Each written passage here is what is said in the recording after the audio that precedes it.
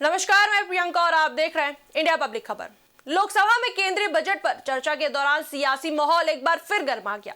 Samajwadi party के अध्यक्ष और उत्तर प्रदेश के पूर्व मुख्यमंत्री अखिलेश यादव ने बजट को लेकर केंद्र सरकार पर जमकर निशाना साधा। उन्होंने कहा कि हाल ही में पेश किए गए बजट में कोई स्पष्ट विजन नजर नहीं आता और ये बजट गरीब, पिछड़े, दलित और किसानों की उम्मीदों पर खरा नहीं उतरता। इसके साथ ही उन्होंने अमेरिका के साथ हुई ट्रेड डील की टाइमिंग पर भी सवाल उठाए और तंज कसते हुए कहा, डील नहीं ढील हुई है। वहीं बजट और ट्रेड डील से शुरू हुई चर्चा देखते ही देखते कब आरोप प्रत्यारोप में बदल गई पता ही नहीं चला।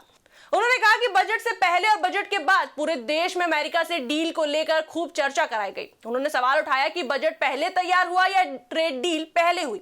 उन्होंने कहा, अगर यही होना था तो 11 महीने तक इंतजार क्यों किया। उन्होंने व्यंग करते हुए कहा, 0 बड़ा या 18। उनके इस सवाल के जरिए उन्होंने बजट के आंकड़ों और सरकार के दावों पर शंका जताई। दरअसल उनका कहना था कि सरकार ने जिस तरह से डील को पेश किया है उससे साफ नहीं है कि देश को क्या वास्तविक लाभ मिलने वाला है। इसके बाद अखिलेश यादव ने भाजपा सरकार के उस दावे पर भी सवाल उठाया जिसमें कहा गया कि भारत ने कई देशों के साथ फ्री ट्रेड डील की। उन्होंने कहा कि अगर इतने देशों से डील हो चुकी है तो देश को इसका कितना फायदा हुआ है यह भी बताया जाना चाहिए। इसके बाद उन्होंने सवाल उठाते हुए आगे पूछा कि ऐसे कितने देश बचे हैं जिनसे अब तक फ्री ट्रेड डील नहीं हो पाई। उन्होंने ये भी कहा कि कुछ लोग रुपए की स्थिति को लेकर पहले सवाल उठाते थे, अब इस डील के बाद रुपए की हालत क्या होगी इस पर भी सरकार को स्पष्ट जवाब देना चाहिए। इसके बाद अखिलेश यादव ने बजट को दिशाहीन बताते हुए कहा कि इसमें गरीबों, पिछड़ों और दलितों के लिए कोई ठोस योजना नजर नहीं आती।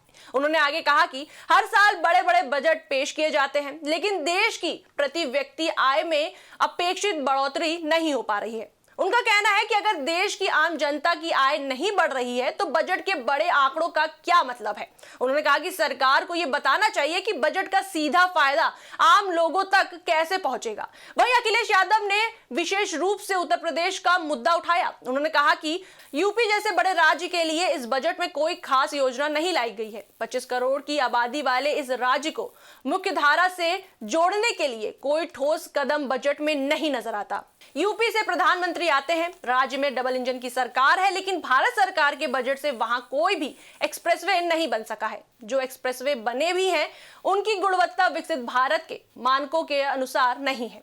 इसके बाद उन्होंने आगे कहा कि अटल बिहारी वाजपेयी के नाम से एक एक्सप्रेसवे बनाया जा रहा था लेकिन बनने के साथ साथ उसका नाम बदल दिया गया। उन्होंने कहा कि पहले उसका नाम चंबल रखा गया, फिर अटल जी के नाम पर और फिर बदलाव हुआ।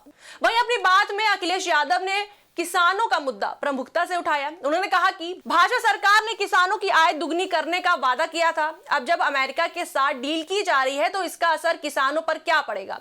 अगर सब कुछ विदेश से आएगा तो हमारे किसान क्या उगाएंगे और क्या बेच पाएंगे। दरअसल उनका कहना था कि सरकार एग्री इंफ्रा और मंडियों की बात करती है लेकिन आज तक किसानों को एमएसपी की कानूनी गारंटी नहीं दी गई है। अपनी बात को आगे बढ़ाते हुए अखिलेश यादव ने किसानों की आर्थिक स्थिति को भावनात्मक अंदाज में रखा। उन्होंने कहा कि अगर किसानों को उचित लाभ नहीं मिलेगा तो वे अपना घर कैसे चलाएंगे, बच्चों को कैसे पढ़ाएंगे और बेटियों की शादी कैसे करेंगे। सोने के दाम लगातार बढ़ रहे हैं।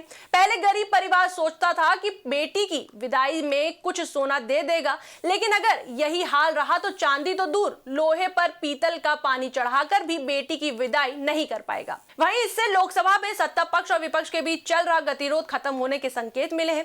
दरअसल पिछले कुछ दिनों से बजट पर चर्चा इसलिए शुरू नहीं हो पा रही थी क्योंकि विपक्ष की मांग थी कि नेता प्रतिपक्ष राहुल गांधी को पहले कुछ मुद्दों पर बोलने दिया जाए। अब नजर इस बात पर रहेगी कि सरकार इन आरोपों और सवालों का क्या जवाब देती है। क्या बजट के प्रावधानों के जरिए आम लोगों को वास्तविक राहत मिलेगी, क्या किसानों को एमएसपी की कानूनी गारंटी दी जाएगी और क्या उत्तर प्रदेश जैसे बड़े राज्य के लिए विशेष योजनाएं लाई जाएंगी।